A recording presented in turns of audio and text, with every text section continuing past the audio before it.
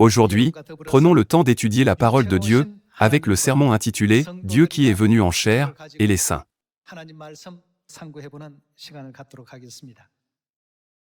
Il y a environ 2000 ans, les saints de l'Église primitive ont reçu le Saint-Esprit de Dieu et ont pu vivre une vie bénie.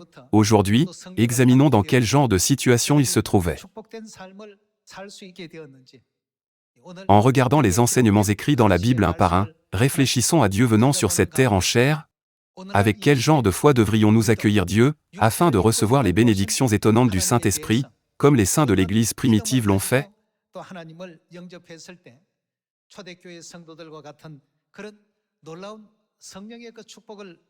Prenons le temps de réfléchir ensemble à cette question. La Bible n'est-elle pas écrite par les prophètes, qui ont été poussés par l'Esprit de Dieu, pour nous donner la sagesse, qui conduit au salut? Tout d'abord, examinons les prophéties écrites par les prophètes de l'Ancien Testament, concernant la venue de Jésus-Christ sur cette terre.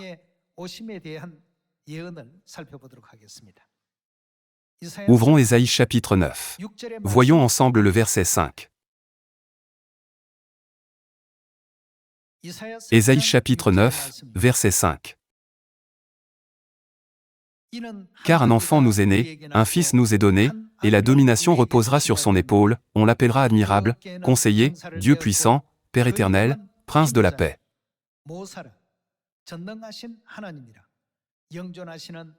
Donné à l'empire de l'accroissement, et une paix sans fin,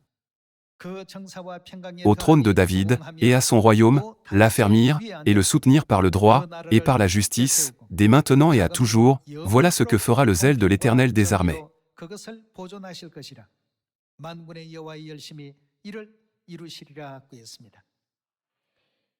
Ésaïe n'était-il pas le prophète, qui a vécu 700 ans avant la naissance de Jésus sur cette terre? Dans les écrits du prophète Ésaïe, il y avait une prophétie aussi importante. Car un enfant nous est né, un fils nous est donné, et on l'appellera Dieu puissant, Père éternel, Prince de la paix. En termes simples, cela veut dire, Dieu naîtra sur cette terre en tant qu'enfant, et viendra en tant que fils. C'est la prophétie que nous examinons dans le livre d'Ésaïe chapitre 9. Le prophète Ésaïe n'a-t-il pas prophétisé, de cette manière sur la venue de Dieu en chair, c'est-à-dire sur le Messie qui viendrait sur cette terre, 700 ans avant que cela ne se produise? De plus, dans Ésaïe chapitre 53, il est expliqué quel rôle et quelle œuvre Dieu jouerait lorsqu'il viendrait sur cette terre. Voyons Ésaïe chapitre 53. Confirmons ce que Dieu fera lorsqu'il viendra sur cette terre en chair, en allant à Ésaïe chapitre 53, verset 1.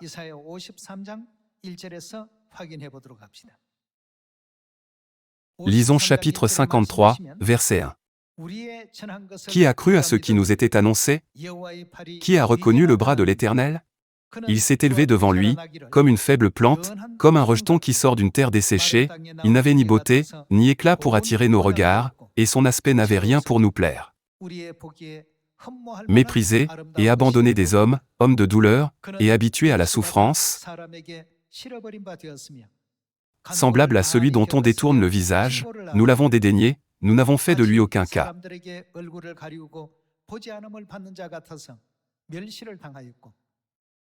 Cependant, ce sont nos souffrances qu'il a portées, c'est de nos douleurs qu'il s'est chargé, et nous l'avons considéré comme puni, frappé de Dieu, et humilié. Mais il était blessé pour nos péchés, brisé pour nos iniquités.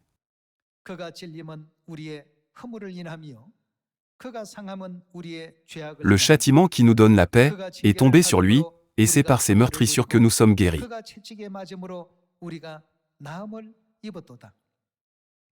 Nous étions tous errants comme des brebis, chacun suivait sa propre voie, et l'Éternel a fait retomber sur lui l'iniquité de nous tous. À travers Ésaïe chapitre 9 et 53, nous pouvons voir que 700 ans avant la naissance de Jésus, le prophète Ésaïe avait déjà prédit le chemin que Dieu emprunterait lorsqu'il viendrait sur cette terre en chair. Chaque chemin que Jésus emprunterait a déjà été prophétisé de cette manière. 걸어가시는 그 모든 역사를 미리 이처럼 예언하셨고 예고해 놓으셨습니다. 그는 Bien qu'il soit Dieu, il vivra une telle vie lorsqu'il viendra sur cette terre. Il sera rejeté par les gens, méprisé et fouetté. Il portera tout le fardeau de nos péchés. Il supportera la souffrance. C'était la prophétie sur Dieu, qui est venu en chair. Dans Ésaïe chapitre 9, verset 5, il est écrit « Car un enfant nous est né ». Alors, qui est cet enfant? On l'appellera Dieu puissant, Père éternel. En d'autres termes, cela ne veut-il pas dire que Dieu le Père viendra sur cette terre en chair et naîtra en tant qu'enfant? Alors, pourquoi vient-il sur cette terre en chair? Quelle œuvre accomplira-t-il? Nous pouvons trouver qu'Ésaïe chapitre 53 explique la raison pour laquelle il est venu en chair. Il est prophétisé qu'il viendrait sur cette terre en chair pour prendre en charge notre douleur et pour porter le fardeau de nos péchés. Nous pouvons confirmer cette prophétie dans Ésaïe chapitre 53. Si Dieu est venu sur cette terre dans ce but, que devrions-nous faire correctement, en tant qu'humanité? Il ne suffirait pas de le porter sur le dos et de le servir tous les jours, n'est-ce pas? Cependant, même s'il est Dieu, la prophétie donnée dans le verset 3 déclare « mépriser et abandonner des hommes ». Même s'il est Dieu, il ne sera pas bien accueilli par les gens, mais il sera abandonné et méprisé par eux. Lorsque Dieu est venu sur cette terre en chair, avec quel genre de foi les saints de l'Église primitive ont-ils reçu le Christ, et comment l'ont-ils traité dans leur vie quotidienne? Lorsque nous examinons de près le processus de recevoir le Saint-Esprit, de la pluie de la première saison, le jour de la Pentecôte dans la chambre haute de Marc, nous pouvons avoir un aperçu et une sagesse sur la façon dont nous devons avoir la foi en Père Céleste et en Mère Céleste, qui sont venus sur cette terre en chair, en cette dernière époque du Saint-Esprit. De plus, je suis convaincu que ce faisant, nous pourrons devenir les enfants célestes, qui sont pleinement revêtus du Saint-Esprit, de la pluie de l'arrière-saison de Dieu. Remontons il y a 2000 ans, et voyons quel genre de foi les gens avaient, lorsqu'ils ont reçu Jésus, et comment ils ont accueilli Dieu, qui est venu sur cette terre en chair.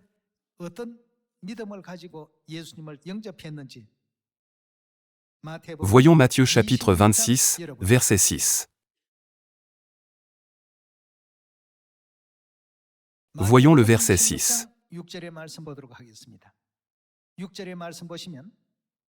Comme Jésus était à Béthanie, dans la maison de Simon le lépreux, une femme s'approcha de lui, tenant un vase d'albâtre, qui renfermait un parfum de grand prix, et, pendant qu'il était à table, elle répandit le parfum sur sa tête. Les disciples, voyant cela, s'indignèrent, et dirent « À quoi bon cette perte? On aurait pu vendre ce parfum très cher, et en donner le prix aux pauvres. » Jésus, s'en étant aperçu, leur dit « Pourquoi faites-vous de la peine à cette femme? Elle a fait une bonne action à mon égard, car vous avez toujours des pauvres avec vous, mais vous ne m'avez pas toujours. En répandant ce parfum sur mon corps, elle l'a fait pour ma sépulture. Je vous le dis en vérité, partout où cette bonne nouvelle sera prêchée, dans le monde entier, on racontera aussi en mémoire de cette femme ce qu'elle a fait. » Il y avait de nombreuses personnes qui étaient autour de Jésus. Comme il est écrit dans Ésaïe chapitre 53, verset 3, il a été rejeté par l'humanité. En d'autres termes, il est devenu quelqu'un qui a été rejeté et méprisé.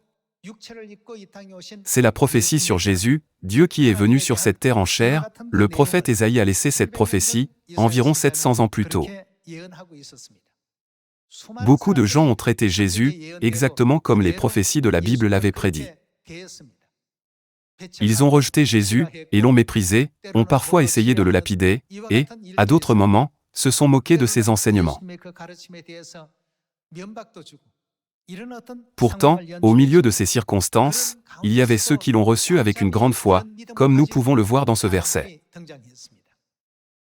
Si nous parlons d'un vase d'albâtre de parfum de grand prix, on dit qu'il équivaut à une année de salaire pour un ouvrier aujourd'hui. Il est extrêmement précieux. À propos de l'action de briser le vase de parfum de grand prix et le verser sur la tête, Jésus a dit, « Elle a répandu ce parfum sur mon corps pour me préparer à la sépulture. » Partout où cette bonne nouvelle sera prêchée, dans le monde entier, on racontera aussi en mémoire de cette femme ce qu'elle a fait.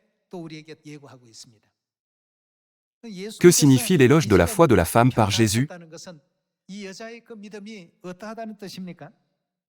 Lorsque Dieu est venu sur cette terre en chair, beaucoup de gens ont maltraité Jésus, ils le pensaient surtout comme un objet de mépris, de ridiculisation, de haine et de rejet.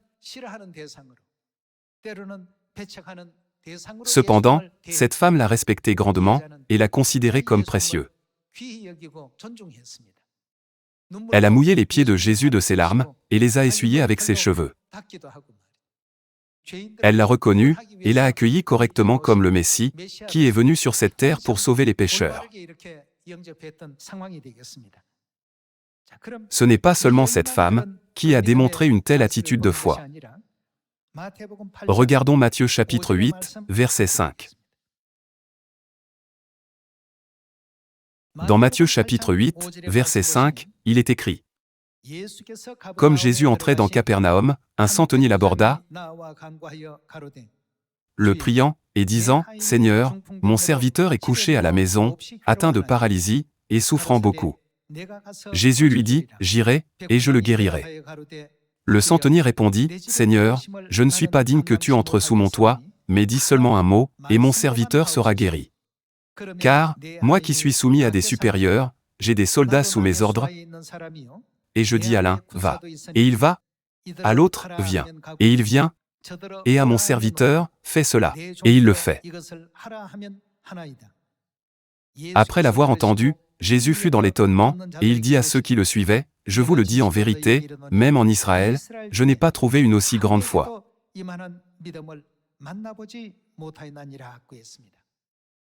Le centenier s'est senti extrêmement honoré que le grand et saint comme Jésus visite personnellement son domicile, juste pour guérir son serviteur, et donc, étant si reconnaissant pour sa grâce, il a dit, « J'ai aussi des soldats sous mes ordres. » Et je dis à l'un, « Va, et il va, à l'autre, viens, et il vient. Je ne suis pas digne que tu entres sous mon toit. Mais dis seulement un mot, et mon serviteur sera guéri. » Même si Jésus a rencontré beaucoup de gens en Israël, la plupart d'entre eux ne l'ont pas correctement compris et reçu. C'est pourquoi il dit, « Même en Israël je n'ai pas trouvé une aussi grande foi. » Il y avait ceux qui l'ont méprisé, l'ont persécuté, s'y sont opposés, et l'ont rejeté, mais peu l'ont accueilli de cette manière. Même si Dieu lui-même est venu sur cette terre, c'est ainsi que la plupart des gens ont réagi. Extérieurement, beaucoup de gens ont peut-être montré un type de foi aux autres, mais leur vraie foi a été révélée immédiatement, lorsque Dieu lui-même est venu sur cette terre en chair, pour les rencontrer directement.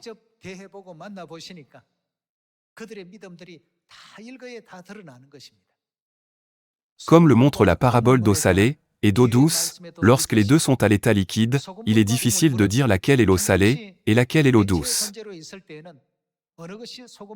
Ils ressemblent tous les deux à de l'eau. Il ne semble pas y avoir de différence. Cependant, lorsqu'elles sont laissées au soleil pendant longtemps, l'eau douce s'évapore sans laisser de traces, mais qu'arrive-t-il à l'eau salée? Elle forme des cristaux de sel blanc. De la même manière, il y a une différence entre ceux qui ont la foi et ceux qui n'en ont qu'une apparence. Pensez à ce que nous avons lu tout à l'heure, la femme qui a versé le parfum de grand prix sur la tête de Jésus, et le centenier qui a honoré Jésus. Il y avait encore ceux qui le vénéraient comme ces gens, tandis que d'innombrables personnes dans le monde traitaient Jésus avec mépris, moquerie, persécution et oppression.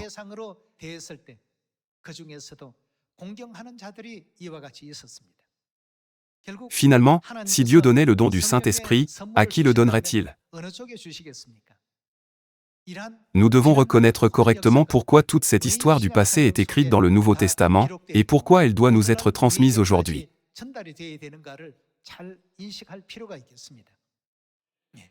Certains ont peut-être simplement regardé Jésus avec indifférence. Il existe divers types de personnes sur cette terre. Nous devons découvrir, à partir de l'histoire, qui a rempli les conditions pour demeurer dans les bénédictions du Saint-Esprit de Dieu, et ce faisant, nous devons devenir ceux qui peuvent suivre tous leurs actes de foi exemplaires, et le chemin de la foi.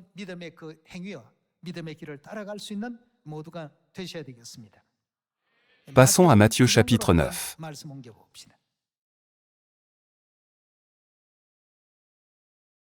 Voyons Matthieu chapitre 9, verset 18.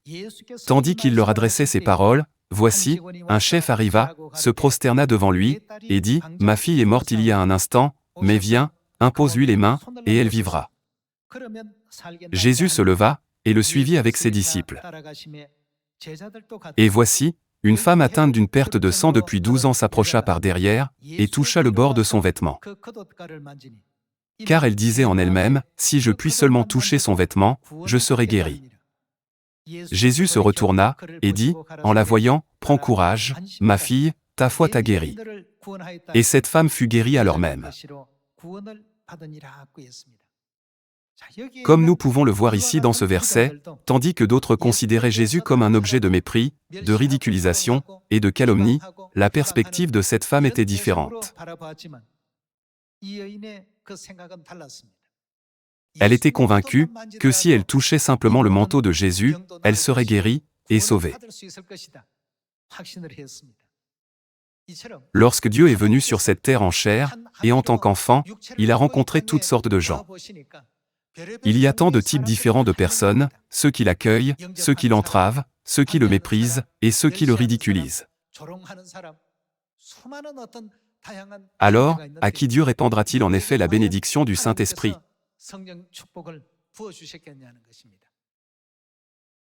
Aujourd'hui, nous ne devrions pas seulement demander le Saint-Esprit de la pluie de l'arrière-saison, mais aussi à travers l'histoire de l'Église primitive, ne devrions-nous pas tous profiter de l'occasion pour réévaluer et réorganiser notre foi une fois de plus? Lorsque Dieu est venu sur cette terre en chair, il a rencontré tant de types différents de personnes.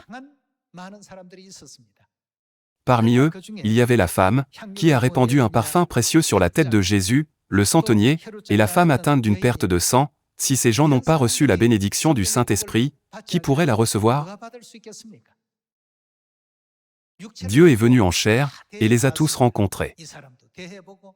Il a rencontré toutes sortes de gens, y compris quelqu'un comme Judas Iscariote, quelqu'un comme Pierre, quelqu'un comme les autres disciples, parfois quelqu'un comme Pilate, et parfois quelqu'un comme le souverain sacrificateur, ou même des gens comme les serviteurs du souverain sacrificateur, qui sont venus arrêter Jésus.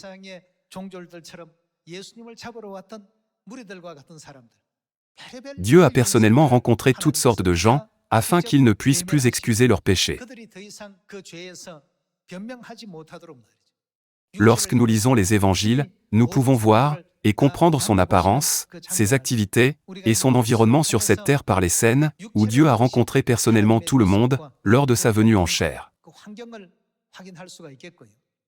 Ce faisant, nous devons nous comparer avec eux, en demandant comment traitons-nous l'Esprit et l'Épouse, et comment les honorons-nous?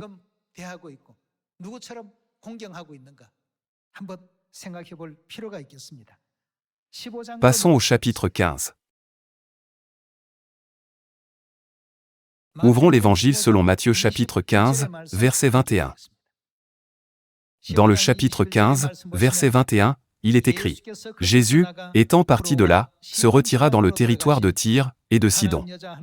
Et voici, une femme cananéenne, qui venait de ces contrées, lui cria, « Aie pitié de moi, Seigneur, fils de David.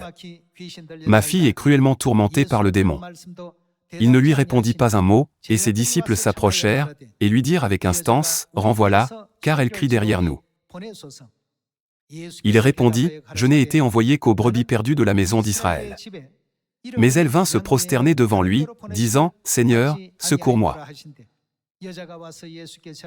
Il répondit, « Il n'est pas bien de prendre le pain des enfants et de le jeter aux petits chiens. »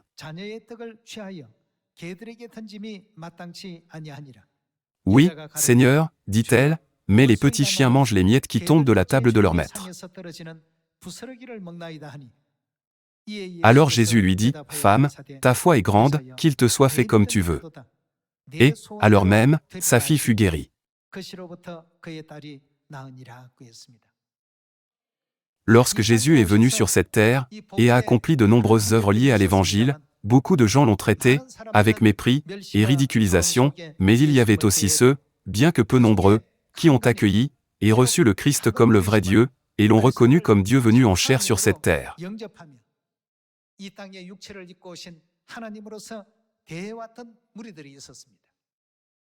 La femme cananéenne était l'une d'entre eux. Jésus a dit, « Il n'est pas bien de prendre le pain des enfants et de le jeter aux petits chiens. Je n'ai été envoyé qu'aux brebis perdues de la maison d'Israël. » Puis la femme a répondu, « Oui, Seigneur. Mais les petits chiens mangent les miettes ?» Si on le comprend mal, on pourrait penser, « Oh, Jésus ne me rabaisse-t-il pas trop? Comment peut-il dire ça et s'en aller ?» Cependant, la femme a dit, « Seigneur, tu as raison. Toutes tes paroles sont vraies. Nous sommes nés dans le péché, et tu es venu sur cette terre pour sauver l'humanité. Même si tu me compares à une bête, tes paroles sont vraies et justes. Cependant, même les chiens peuvent certainement recevoir la grâce des miettes qui tombent de la table de leur maître. » De cette manière, elle s'est humiliée encore plus en réponse aux paroles de Jésus, et Jésus l'a finalement bénie. Jésus lui a dit, « Femme, ta foi est grande. » Une personne ordinaire aurait pu se mettre en colère, ou décider de ne pas le suivre après une telle déclaration. Cependant, la femme a dit, « Même les chiens mangent les miettes qui tombent de la table de leur maître. » La réponse de cette femme, et sa foi envers Jésus, sont des points très importants que nous devons examiner de près en cette époque. Ce genre de personnes ne mérite-t-il pas de recevoir la bénédiction du Saint-Esprit de Dieu? Lorsque Jésus a dit « Moi et le Père nous sommes un » et a utilisé des expressions telles que « Je suis Dieu », comment les Juifs ont-ils réagi? Ils ont essayé de le lapider, et plus tard, les Israélites sont même allés jusqu'à crier « Lâchez Barabas le brigand et crucifiez Jésus ». À la fin, ils ont même dit que la culpabilité de le crucifier retombe sur nous et sur nos enfants. C'est ainsi qu'ils ont maltraité Jésus, en ne le reconnaissant pas comme Dieu, qui est venu sur cette terre en chair. Loin de le traiter avec respect, ils l'ont traité avec mépris et ridiculisation. Cependant, bien que peu nombreux, il y avait ceux qui l'ont accueilli correctement, en faisant preuve de respect et de foi, comme la femme qui a répandu du parfum de grand prix sur la tête de Jésus, le centenier, la femme atteinte d'une perte de sang, et la femme cananéenne qui a entendu « Il n'est pas bien de prendre le pain des enfants et de le jeter aux chiens », mais qui a répondu « Même les chiens mangent les miettes qui tombent de la table de leur maître. »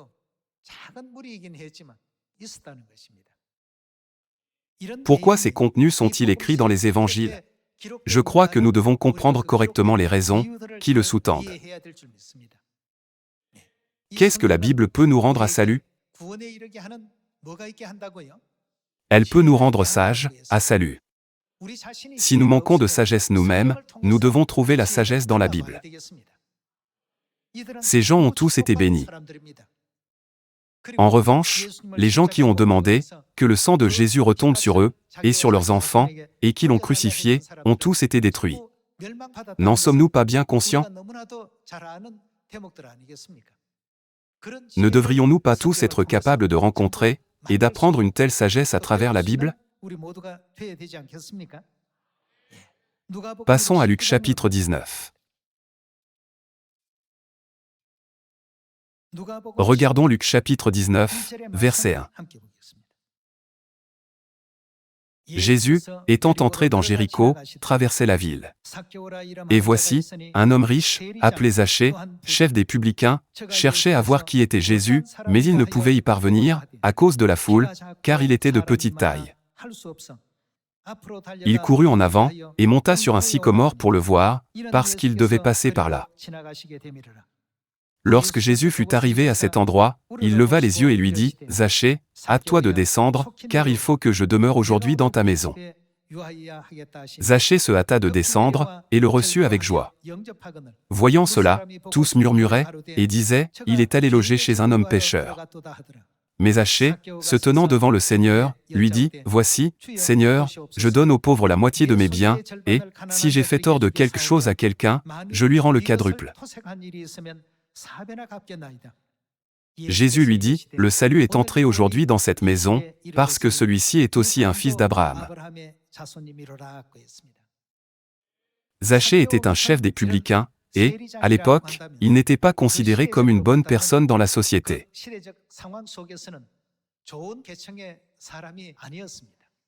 N'est-ce pas parce qu'à l'époque, Israël était un État soumis à Rome? Puisqu'il était chargé de collecter tous les impôts sur les propriétés et la richesse des Israélites, et de les remettre à l'Empire romain, il était considéré comme négatif par le peuple.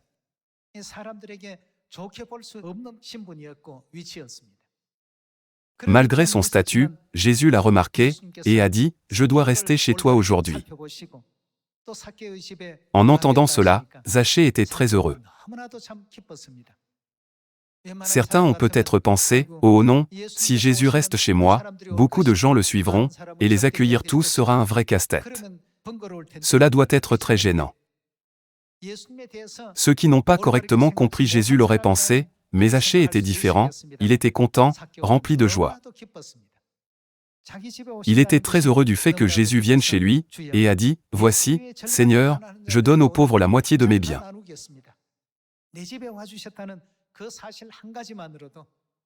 Considérez le cas de ce genre de personnes, qui vénéraient Jésus, et l'ont bien accueilli tout au long de la Bible. Comment Jésus leur a-t-il répondu? Qu'est-ce qui est entré dans cette maison?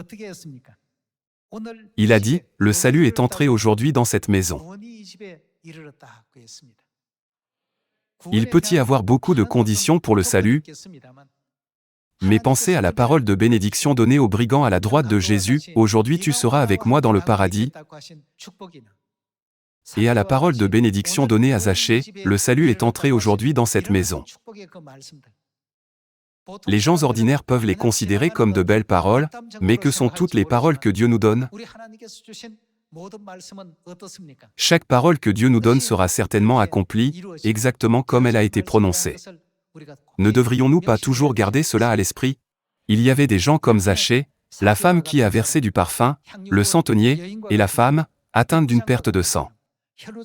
Lorsque nous pensons à la femme cananéenne, Jésus a dit, « Il n'est pas bien de prendre le pain des enfants, et de le jeter aux chiens. » Puis, elle a répondu, « Oui, Seigneur. » Cela a été possible, parce qu'elle a correctement compris qui était Jésus. À ceux qui ont correctement reçu Jésus au temps du Fils, Dieu a accordé la grâce du Saint-Esprit, et des bénédictions. Il leur a même accordé la sagesse pour le connaître correctement, et leur a accordé plus de foi.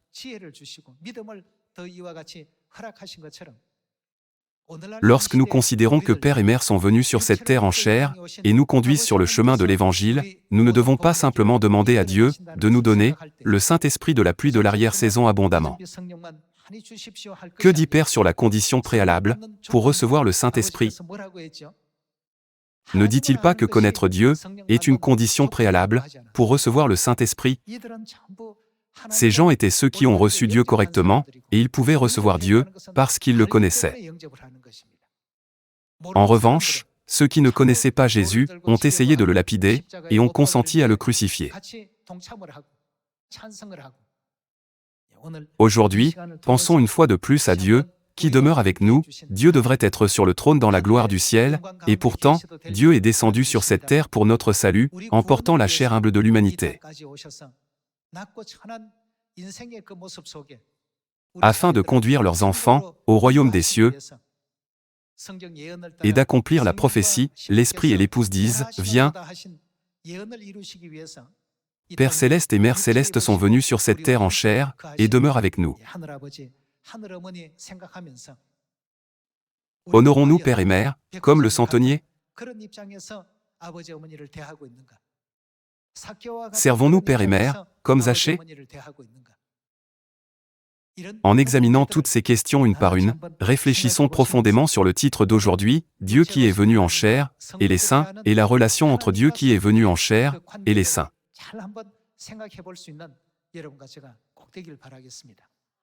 Voyons Matthieu chapitre 11, verset 2.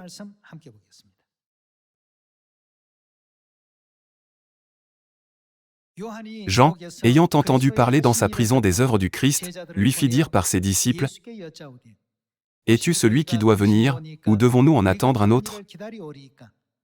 Jésus leur répondit, « Allez rapporter à Jean ce que vous entendez, et ce que vous voyez. Les aveugles voient, les boiteux marchent, les lépreux sont purifiés, les sourds entendent, les morts ressuscitent, et la bonne nouvelle est annoncée aux pauvres. Heureux, qui est heureux? Celui pour qui je ne serai pas une occasion de chute. »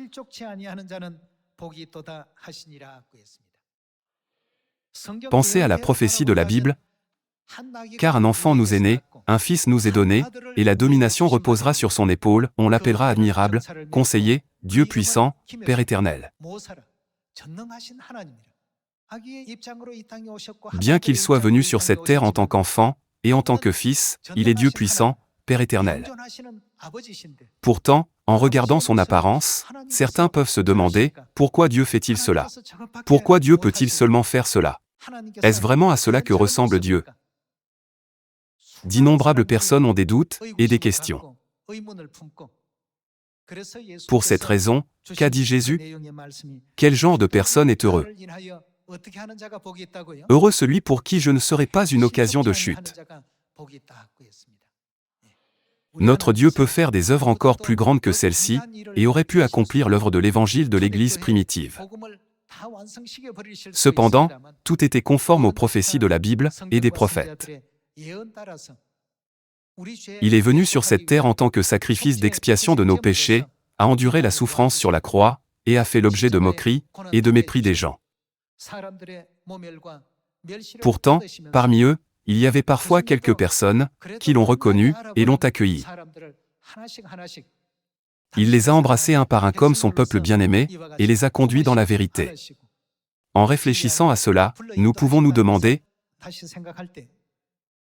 en cette époque du Saint-Esprit, lorsque l'Esprit et l'Épouse viennent sur cette terre en chair et vivent cette même vie, comment devons-nous, les saints, considérer correctement Dieu? Et aussi, comme qui devrions-nous recevoir Dieu? Ce faisant, tous les enfants de Sion doivent examiner attentivement les chemins tracés devant nous par la Bible et les prophètes, et marcher sur le bon chemin de la foi.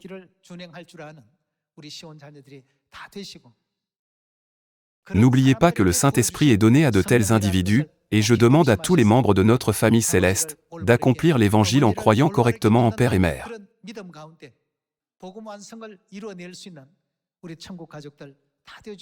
Par cela, j'aimerais conclure le sermon d'aujourd'hui. Merci beaucoup.